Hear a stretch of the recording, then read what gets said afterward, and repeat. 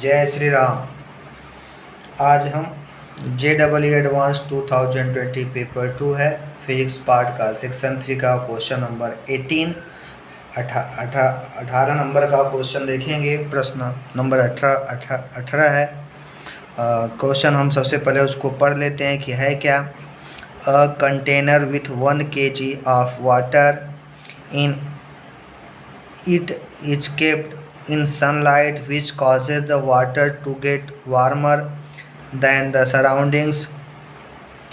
The average energy per unit time per unit area received due to the sunlight is 700 watt meter s minus 2 and it is absorbed by the water over an effective area of 0.05 meter square.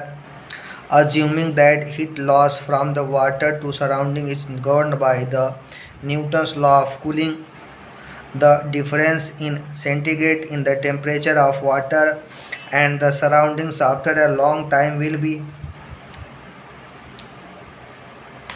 ignore effect of container and take constant for Newton's law of cooling 0.001 second raise minus 1 heat capacity of water 4200 joule kg race minus 1 kelvin race minus 1। तो ये जो प्रश्न है, ये जो numericals है, उसमें है क्या कि एक कंटेनर है जिनमें 1 kg वाटर भरा हुआ है और उसको सनलाइट में रख देते हैं। तो क्या करता है, सनलाइट में रखने पर ये वाटर गर्म हो जाता है सराउंडिंग के कंपेयर में। तो सराउंडिंग के कंपेयर में गर्म होता है और कुछ उसका जो वाटर है उसका जो है इफेक्टिव 0.0 मीटर स्क्वायर एरिया गर्म हो जाता है। अब इसमें हीट लॉस निकालना है क्योंकि ये न्यूटन्स लॉ के कूलिंग से गवर्न होता है, दिया गया है। तो हमें Newton's law of cooling apply करके इस प्रॉब्लम को टेम्परेचर डिफरेंस फाइंड करना है। तो ये प्रॉब्लम सिंपल है। तो the rate of fall of temperature in Newton's law of cooling में क्या होता है, minus dt by D capital T upon dt equal to K T minus T nought. यहाँ T क्या है, टेम्परेचर है of the temperature of the body, या यहाँ पे टेम्परेचर ऑफ द वाटर हो जाएगा। T नॉट क्या है, टेम्परेचर ऑफ द सराउंडिंग्स, और T क्या है, fall in the temperature. K क्या है, K जो है कांस्टेंट है, constant for Newton's law of cooling है। K की वैल्यू होता है 4e sigma A T not Q divided by m into S। तो सिग्मा क्या है, स्टीफन बोल्ट्जमैन कांस्टेंट होता है। E क्या है, इमिजिबिलिटी ऑफ द सरफेस है। K constant for Newton's law of cooling है। T टेम्परेचर ऑफ बॉडी है। T not temperature of surrounding है। अब ये फॉल इन टेम्परेचर है, तो अब हम क्या करेंगे, इसमें m इंटू एस का मल्टीपल करेंगे।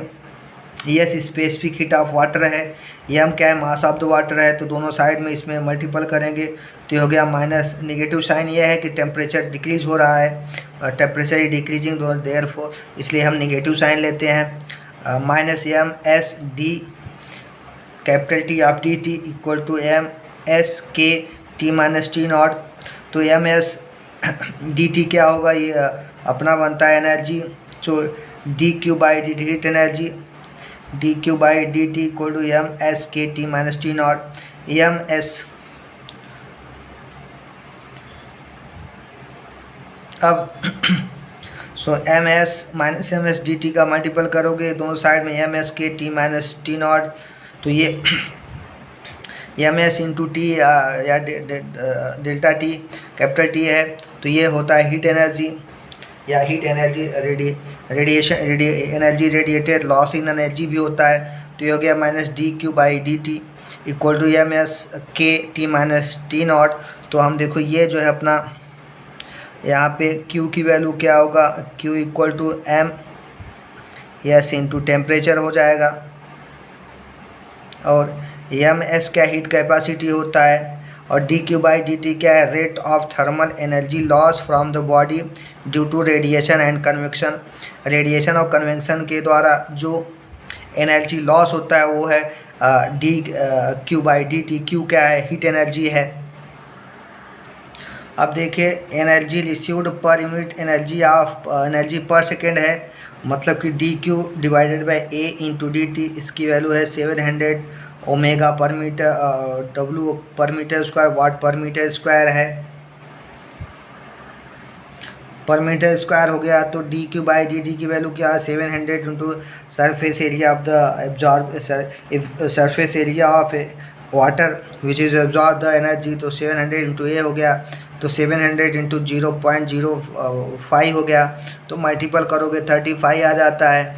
Effective area of water which absorb the energy, जो एनर्जी एब्जॉर्ब करता है वाटर को, इफेक्टिव एरिया है।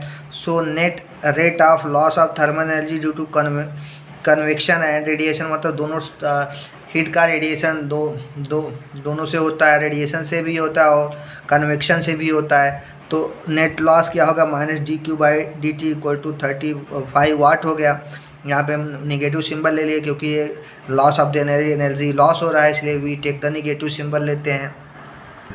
अब ये वैल्यू 35 इक्वल टू हो गया M S K T minus T nought. यहाँ पे टी माइनस टी नॉट की value 35 divided M S K हो गया। एस क्या है, स्पेसिफिक हीट ऑफ वाटर है, M S mass of water है। तो एम एस की वैल्यू दिया है 4200 ये दिया है वैल्यू। तो के की वैल्यू 0.001 है, वैल्यू पुटअप करेंगे टी। अब हम क्या करेंगे, डिवाइड करेंगे T minus T not 35 divide by 4200 into 0.001, तो ये आ जाएगा 35 डिवाइड 4.2। जब हम इसको डिवाइड करेंगे तो ये आ जाएगा 8.33। ये टेम्परेचर लॉस होगा, ये केल्विन में होगा, लेकिन इसको टेम्परेचर लॉस हो गया 8.33, तो इतने का लॉस हो गया। Loss in the temperature is 8.33। अब हमें 8.33 आ गया, तो इन सेंटीग्रेड में फाइंड करने के लिए तो टी को हम लिख सकते हैं T equal to 273 plus T degree centigrade लिख सकते हैं। यहाँ टाइम है तो यहाँ पे हम θ1 ले लेते हैं, थीटा डिग्री सेंटीग्रेड। अब टी नॉट को हम अगर ले लें 273 plus theta nought degree centigrade, तो दोनों का डिफरेंस क्या आएगा, 273 plus theta degree centigrade minus 273 plus theta degree centigrade equal to आ जाएगा 8.33। ये कैंसिल हो जाएगा, 273 plus theta degree centigrade minus 273 minus इससे ये हो गया 8.33, तो ये कैंसिल हो गया। तो थीटा माइनस थीटा, ये थीटा नॉट है, ये भी थीटा नॉट है, तो थीटा माइनस थीटा नॉट 8.33। अभी यूनिट अपना डिग्री सेंटीग्रेड में हो गया, तो ये इसका करेक्ट आंसर है। Theta minus theta 8.33 degree centigrade, और केल्विन में भी वही। तो ये हमारा करेक्ट सोल्यूशन है। जय हिंद, जय भारत।